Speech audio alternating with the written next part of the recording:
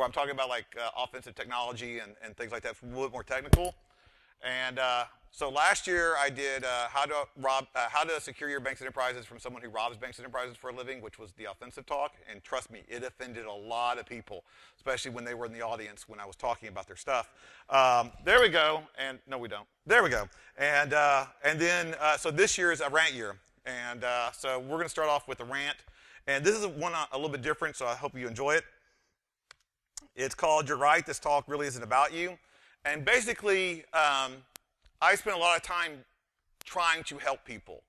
And I try to help people by showing them how they failed and by misplacing their trust and abusing their kindful nature against them. I'm real popular. It's like when I do these jobs. And I decided that I've been doing that too much. It's like I'm doing a small focus, and I'm like maybe helping one or two people. But how are we going to do that on a large scale? We need to actually go on a large scale to help people and get people involved in information security and being part of the solution instead of the problem. So I came up with this talk, and that's just a funny comic strip about, communication, because that's one of our biggest failures in information security. It's not patching. It's not O-Day. It's not nation state. It's how we communicate to our users and our executives, our management. That's one of our biggest failings in information security and one of the biggest problems we need to patch.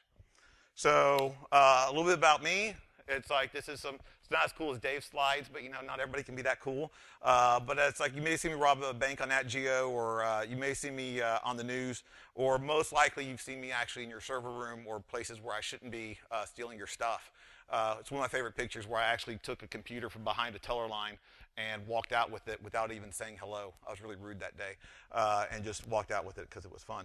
But when we get more into communication, it's like this is one of the important ones, because this is one of the exact problems where how we communicate and how it's actually displayed and talked to among the people, how we get the message out.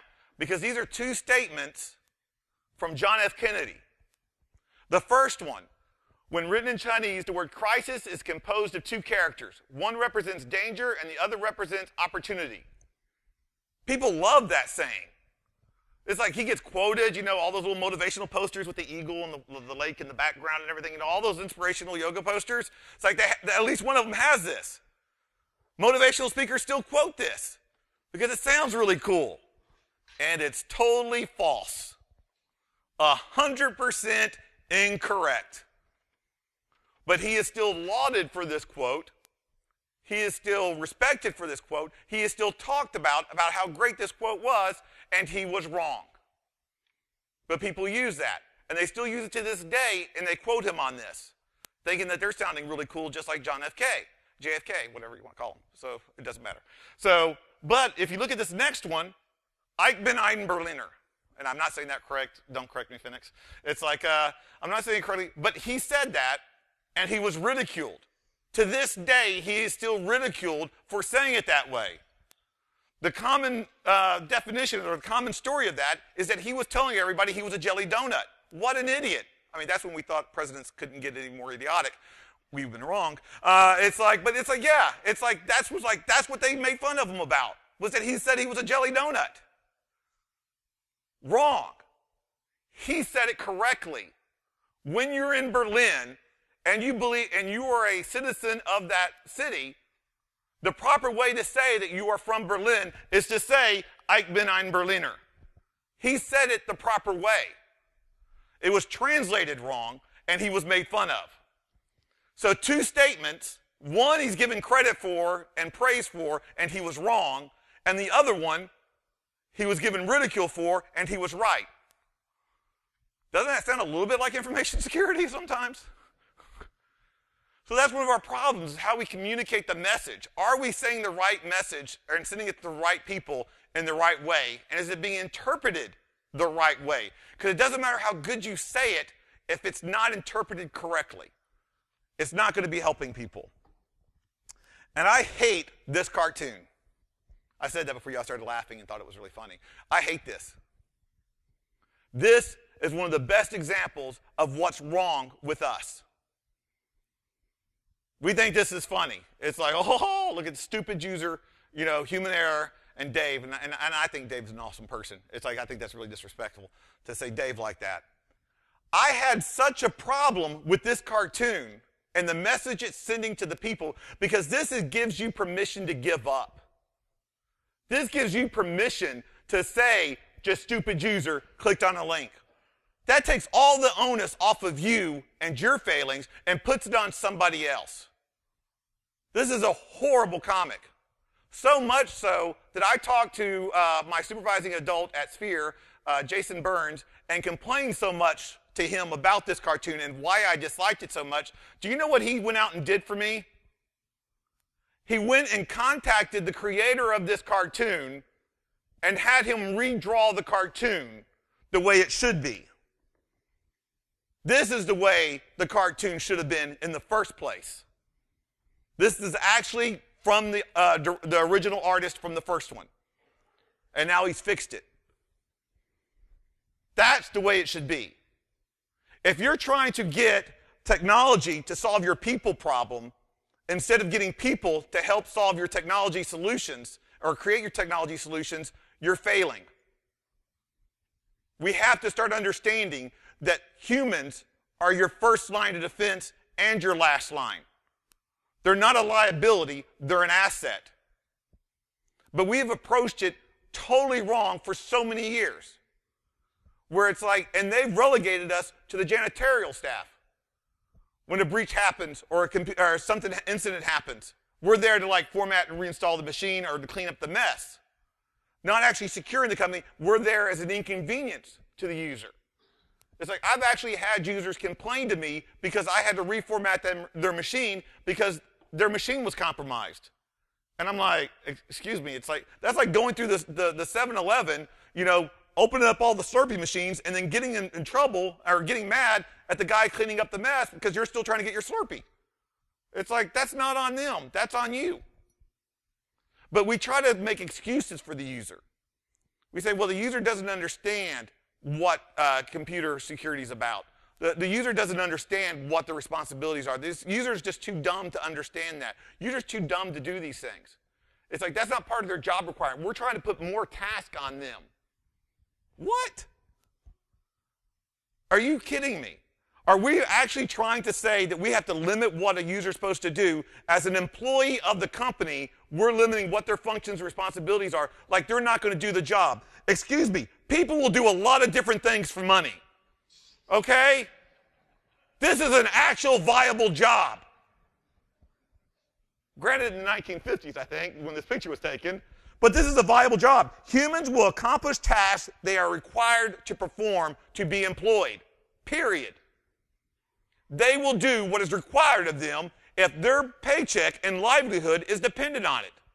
Our problem is we haven't attached information security to that equation.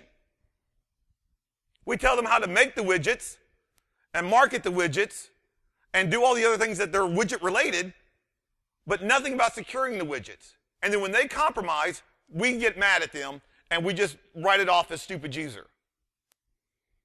If they are not taught from day one what their jobs are in security and what it matters about, and it's part of their responsibilities to do so, how can we get mad when they don't do it?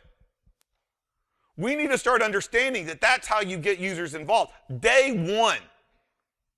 Who here has a company that does delivery drivers? It's like, on the first day of the job, when that delivery driver gets on board, do you immediately hand them the keys like, oh yeah, you know what to do. Sure, go for it. It's like, here's your route. No. You show them what your company policies are. That they have to use the seatbelt. It's company policy that they have to use the seatbelt. It's company policy that they have to use turn signals. It's company policy that they have to maintain the speed limit. It's company policy that they have to obey all traffic laws. You go one step further and you put tracking devices in their vehicles to make sure that they're following those rules. You actually put a thing on the back of their vehicle to say, hey, am I driving safely? It's like, call this number if I'm not. Because that's an important piece of equipment. If they get in an accident, that's $100,000 down maybe in some of those real fancy trucks, right? First day of the job, you give the computer to a user and say, here's all the things you need to do about your job. You don't talk anything about security. And then when they lose you $300 million, it's like, how did that happen? You're worried more about a $100,000 truck than $300 million coming out of your company from a breach. Because you're not equating that they have the same consequences and the same responsibilities with that computer as a delivery guy with that truck. You have to teach them that. There has to be consequences. Because I am telling you, humans normally do not take on extra tasks if it is not going to directly impact their job in a day-to-day negative way. I mean, and I looked for an excited worker. Literally, this is not photoshopped or anything. I did a search, excited worker on Google. All I got were stock images. And I guarantee you, right after they finish taking these pictures, all those stock models are going, God, I hate this job. You know? You're not going to get a worker that is going to go over and do something extra when you're telling them that they don't get any kind of consequences if they screw up on it. How many people here are going to like, well, you're not really going to get in trouble if you do this. It's like, but we'd like you to do that. I ain't doing that. It's like, I don't have to do that. I'm not going to get in trouble if I don't do that. Then why would I do that? I'm doing all the stuff that you're telling me that I have to do to keep myself employed and feed and clothe my children. I'm worried about that stuff.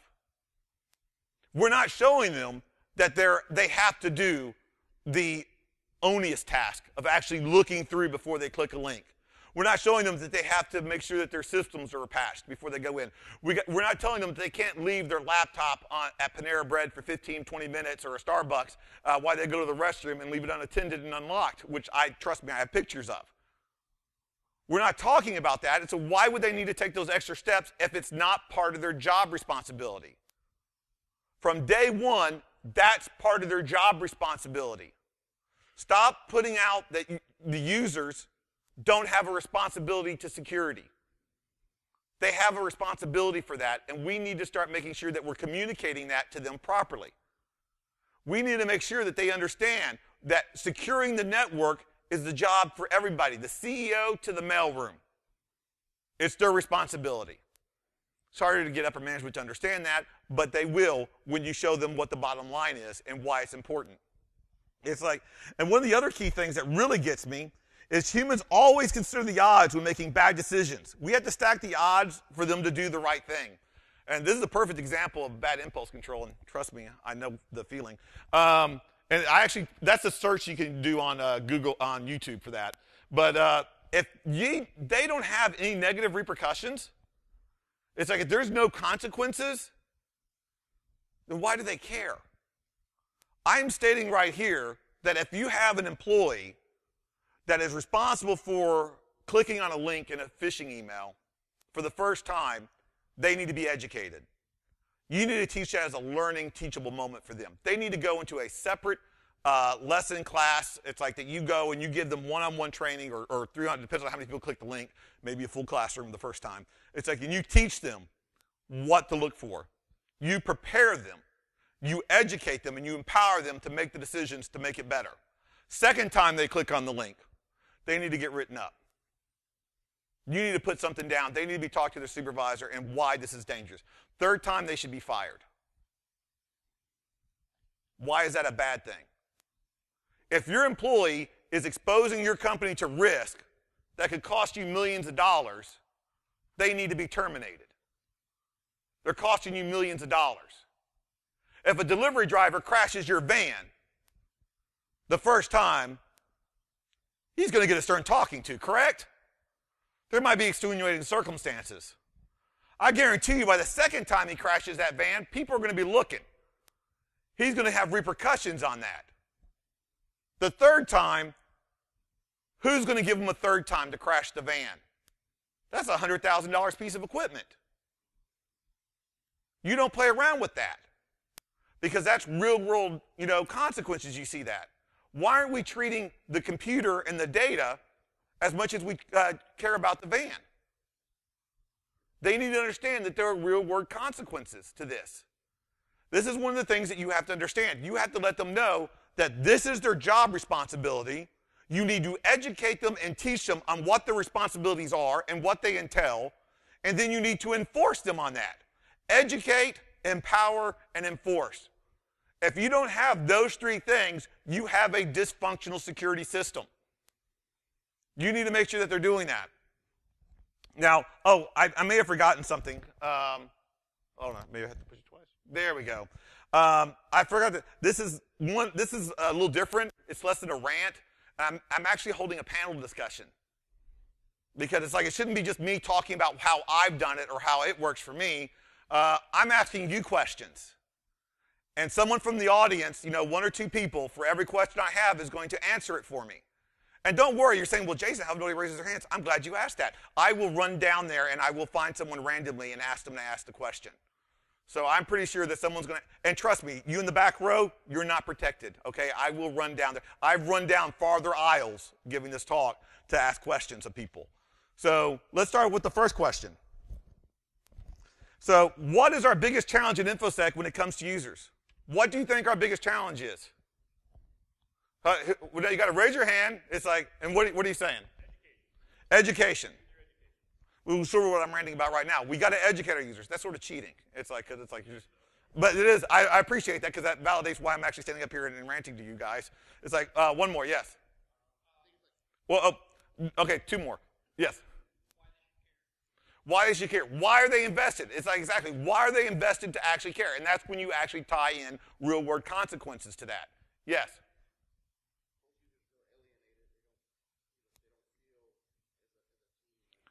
Boom. It's like, and I talk about that a little bit later. They feel sorry, Bessie right there. It's like they feel alienated. They don't feel like they're even connected or a responsibility for that because we've alienated them so much. It's like, so I agree with that. It's like, so let's go to the next question. There's more. Oh, she looks weird that way. There she goes. Okay. So how do we engage users to be part of the security process and not part of the problem? How do we engage our users? Yes. Gamify it. Yes, I will talk about that in a little bit. We actually make it a gamification. We gamify the system so instead of them just having to feel like it's a responsibility, there's a reward factor in it. We make it where they actually feel like and actively part of it, where they can get something out of it. That's a perfect way to do it. Yes? If it's their first strike, try not to make them feel too punished and make them feel involved and that they found something they can help with. Yes, it is a no harm, no foul situation the first time they screw up. It is an educational, teachable moment. And you approach it that way. It says, look, it's like this was this could have been even a worse breach. It's like, it's like we have to work on this, but we're there for you. This is what you needed to know. Maybe you didn't understand this properly, and I'm here to help you make sure you don't make this mistake again. You create it that way. And you in the back for the last one. Make the educational personal. Yes, that's a very big thing. It's like one of the things that I teach with mine and April's security awareness training class is actually how to actually attack your own company. Show your employees Facebook posts. Show their Twitter accounts. Show their social media. Show how you would gather data and create an actual spear phishing email that's tailored to one of your actual users. Usually your executive management, because one, it's less likely to get alienated between the users, and one, it helps get you buy into this, to the executive management once they finish getting pissed off at you for doing it. It's like, but it educates them and lets them realize, oh, this could happen to me. So yes, you make it personal. Now, let's talk a little bit about us. Security must understand the complete business process. If they don't understand the business, how can they properly defend it? And there's no better picture or an example on how having uneducated employees trying to implement a process horribly, horribly wrong than TSA. Thank you for that. The only good thing they're like the Titanic, actually. The only good thing they ever did was give you a good example of what to do, not to do. So thank you for that, TSA. Oh, crap, I forgot I got to fly home tonight. But this is what it is. This is our problem. They know that there's a threat. They know that there's a security thing that they have to do, but the process is all screwed up. And they're not trained or educated on how to create that process. They don't really understand what they're trying to do. They're trying to do pattern matching. They're trying to actually just go and say, is this or is it that? It's like I'm no Chris Roberts, but I have traveled with stuff that could take down a plane, but I have never managed to get 4 ounces of toothpaste through security. That's a problem, right? That's the bad problem with pattern matching. It's like they actually go through that hypothetically, by the way. It's like, so it's like, I gotta add that for the later. But it's like, so yeah, there's a problem with that. Because we're not teaching our security what we do for a business. And everybody here knows what your company does to make money. Do you understand the processes that they require?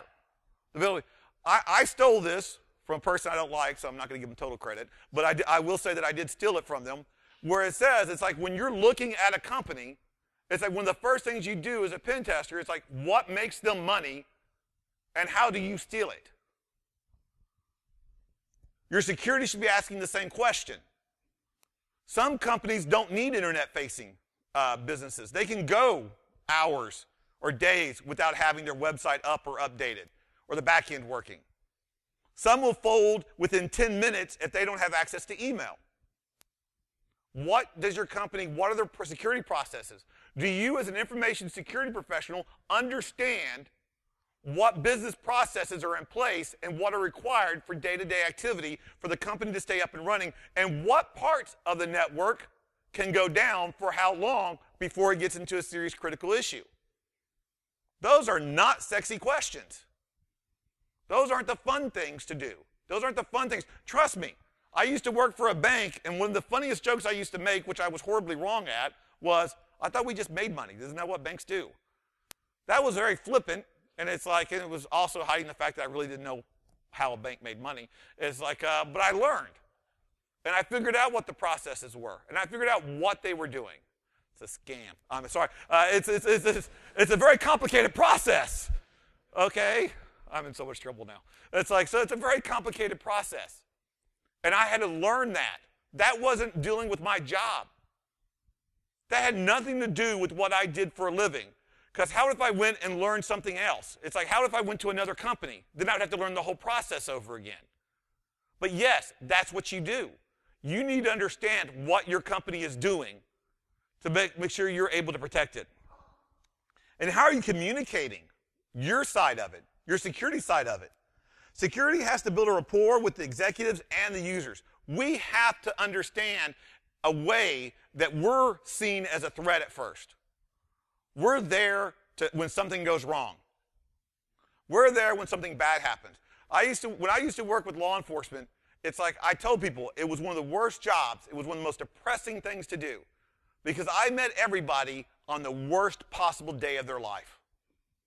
Something bad had just happened to them, and I showed up, or I showed up and something bad happened to them. Either way, it was a really bad day. In information security, we're not there as the bad day. We're not there as the worst. We're there as facilitators. We're there to help them do their job. We're there to help keep the company viable and keep the company profitable by keeping the company running. If your executives only see you as a cost center, there's a problem with that. You're not getting the buy-in that you need. You need to make sure that your company understands what you do and why it's vital for the company. Your users can't just see you when you get out of that dark cave wherever you come from to just go and gripe at them because they put a virus on the system or they emailed an executable that they shouldn't have or they're watching on a website that they shouldn't have been at. Do you have lunch and learns with your employees? Do you have ways to actually talk to your employees and talk to them and send communication to them so not every time that you meet them, it is not a bad situation? It's an educational moment. It's a team building moment. Because don't get this wrong. They're part of your team. You're responsible for every single user. They're part of your team. That is the biggest intrusion detection system you're ever going to own.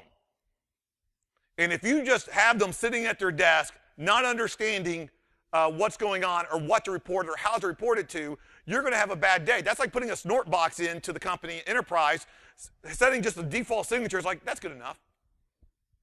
Yeah, that lasts for like 3 minutes, right, before you turn everything off because it's like, whoa, okay. It's like, that's the problem. You have to fine-tune any IDS that you own. Well, you own that IDS system. Are you fine-tuning them? Are you letting them know what to look out for, what you're interested in seeing? Are you making a conduit so it's easy for them to report the issues? If you're not doing that, you don't have a really good IDS system running. And one of the biggest problems is security must realize that communication is how humans get patched. I know Kevin likes to share, social engineering for there's no patch for human stupidity. I think that's wrong. Once again, I think that's a good way to laugh off the problem that we have by saying stupid user or no patch for human stupidity. There is a patch.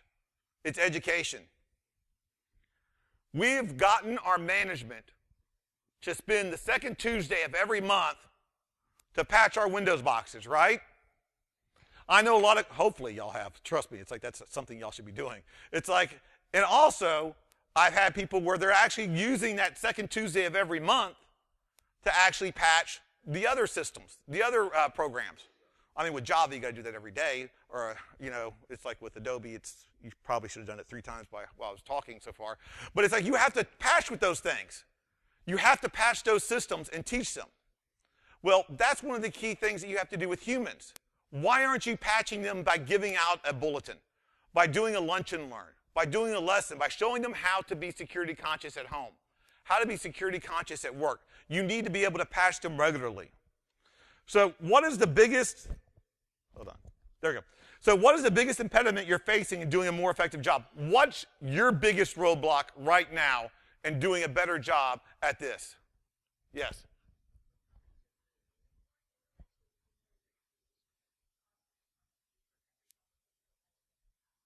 So your companies aren't,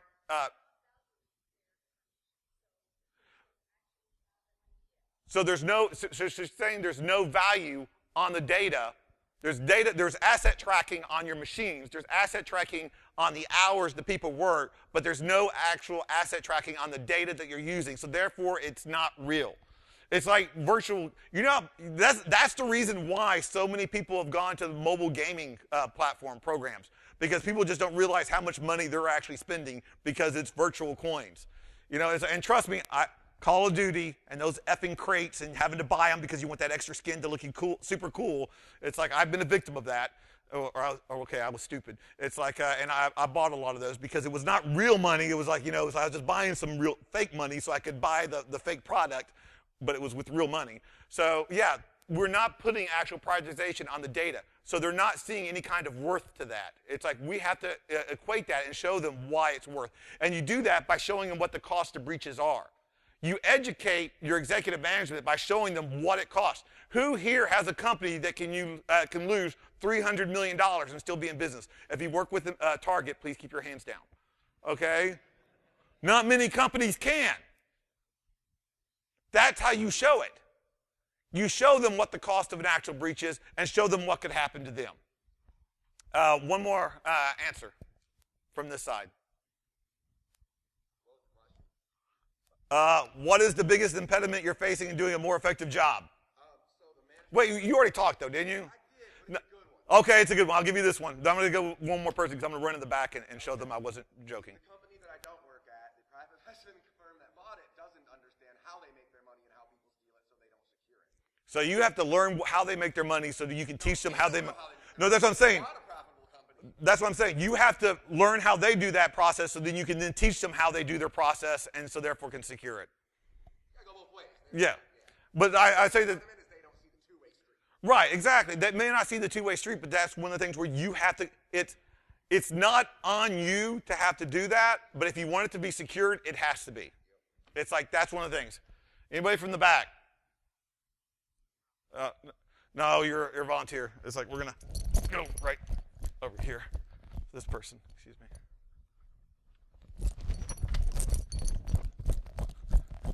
You're the most judgmental looking person. What's your answer on that one? What is the biggest impediment you're facing in doing a more effective job? Is your boss next to you? Yeah, no. Okay, good. Then you're fine. And I'm blocking you from the video, so you're fine. Okay. So what's? I don't know. Just getting the buy-in, I guess getting them to... Getting upper management buy into the process? Yeah. Okay, that's a good one. Thank you.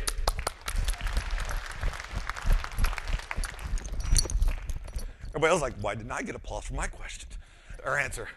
So yeah, so one of the biggest problems is getting upper management buy into the process. That's a big one. We have to teach them why it's important. And I'm glad you said that because I'll get to that in just a little bit. So our next question is, what is your biggest accomplishment as it relates to creating a more secure environment at work? What's your biggest accomplishment? Not all your hands at once, okay? Oh, this is something good about me. Yes. No, seriously, what's a positive? Come on. Everyone here has something that they've done that's accomplished a more secure environment. That's why you're still employed.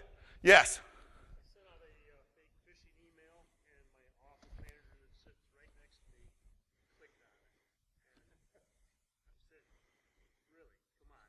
Every day you hear me talking about security. Right. You still clicked on it. So I used her as an example around. So you created a teachable moment through a phishing attack. It's like they got your business manager. That is a good accomplishment. It's like, I spread it out, so I used the permission. Used her as an example. you use it as an example.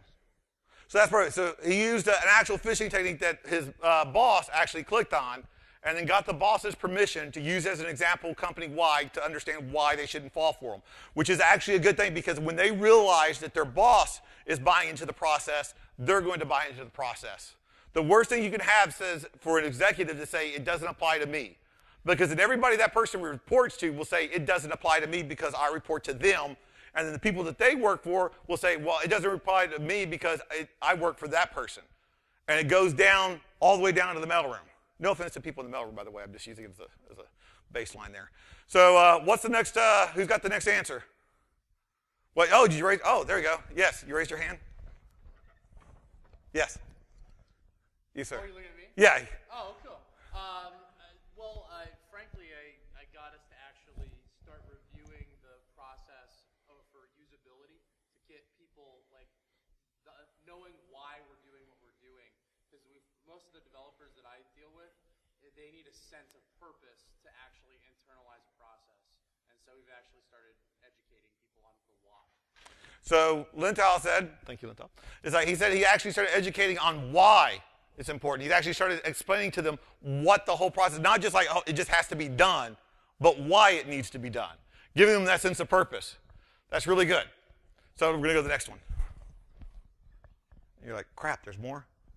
It's like, so how do we approach the problem, humans versus tech? And one of the key things that we need to do is gamification. How many people know exactly what gamification means when it comes to security awareness? It's like, so if I go and tell you it's company policy that you have to actually not click on a spear phishing email, but you also have to report it, okay, that's policy. But if I tell you that if you report for every spear phishing email that you receive and you report it, you have a chance every quarter to win $1,000. Well, that changes the dynamics a little bit, doesn't it?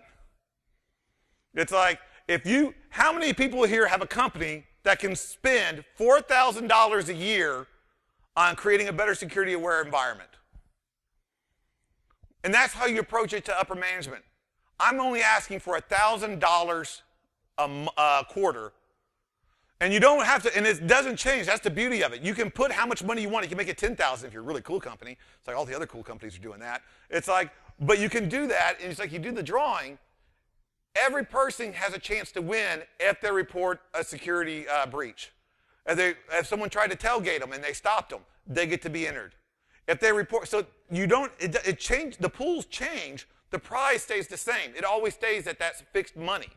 So they don't have to pay more, but you have more people alert. There was a friend of mine who told me that a breach was stopped, an actual attack where the attackers were already inside their network. They had already compromised a user, and that user that was compromised was sending an internal email to the other employee. She sees it, she immediately reports it, and stops the breach right there. When asked why she did that, did you find it like super suspicious, or did you think it was like, did you realize that that person was breached? Her response, I kid you not, was, well, I thought it was just a test, and I wanted another entry into another drawing entry into the prize. It's like, that's the only reason. I had no idea that it was real. It's like, I thought it was just a possible, I mean, I wasn't even too sure that if it was fake or not, but it looked suspicious enough that I could probably get another entry in it. From that prize, they stopped an ongoing internal breach that they could have lost millions on. The attackers were already in the network. But because she thought she got another chance at a drawing, she stopped it. The user did that. And by the way, information security did that because they created that kind of environment and were that approachable for the users to actually do that. Because we need to start treating them like that. If we start treating them to what we want them to be instead of what we think they are, they will start trying to be that. They will live up or live down to your expectations, whatever they are. So why aren't you trying to make them live up to your expectations that they're a team member and they're a valuable part of your information security process? Because if you're not giving them that kind of value, they know that. Why should they try to change your mind when it's easier for them and it's easier for their job not to? So how do we show risk in ways that will affect change? You create teachable moments. How many people here have gone to your company's website for finding a way to try to find a way to attack them? Everybody should look at their company website as an attacker does and then give a report on what they find. It's like they need to show what the vulnerabilities are. How many people here have actually gone, in a non-stalky sense, gone and looked at your co-workers' Facebook pages or Twitter pages? You raised your hand a little too quick on that one. No, I'm just... There you go. It's like, look at those social media pages to gather information, to use that as an example in a teachable moment, saying, hey, you're telling me where you are and that you're not at home, that you're on vacation, and I can use this against you. Or all your profile settings are too public where you're allowing too much information to be shared out there. It's like, who's doing that? You have to do that, every single one of us. It's like we have to show them that these teachable moments affect change. And so one of the last things is like, how do we battle constantly changing landscape and fight against battle fatigue? How do we do that ourselves? Who here gets tired of hearing another virus outbreak or ransomware just took out the network? It's depressing.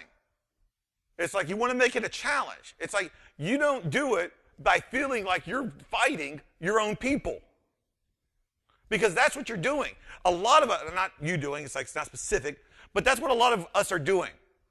We're fighting a two-front war against the attackers and our users.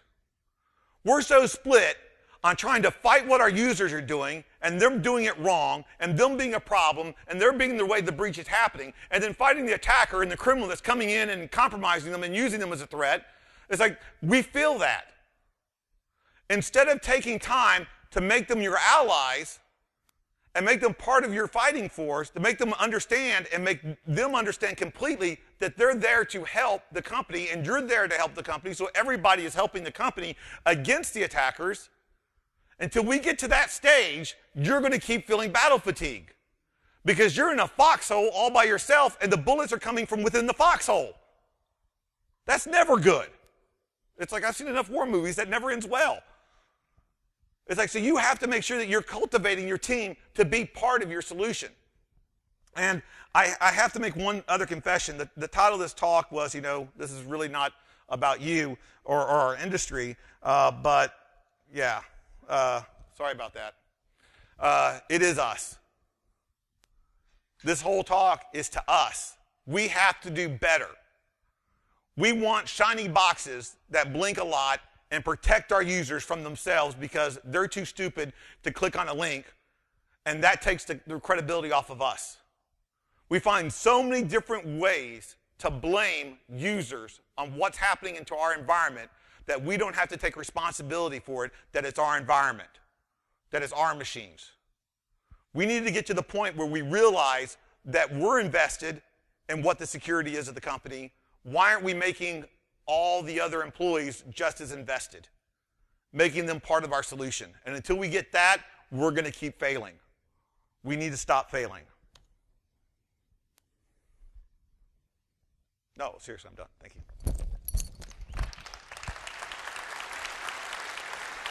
Now, here's a good moment where y'all can question me. Anybody got any questions? Y'all want to throw things at me? Argue with the fact that I'm totally bogus? Or No, there's no store picks. Oh, people were actually going to throw things at me. Thank you. It's like that's not the first time that's happened, but it's like. Yes, I have tried turning off. Oh, also, once again, big shout out to Jeff for letting me actually, like, literally just grabbing his laptop, airdropping my slide deck to his machine. Yay, Apple security, and was able to present off of it. So thank you for that. Any other questions? Oh, yes.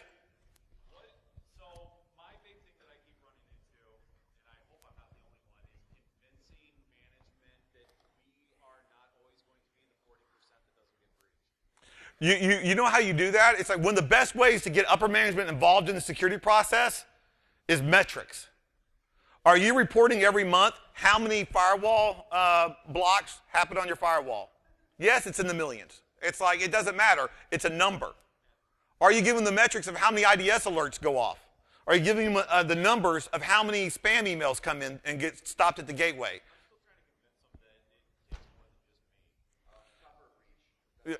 Well, yeah, usually people will pay on breach, but I'm not recommending you breach your company to get the...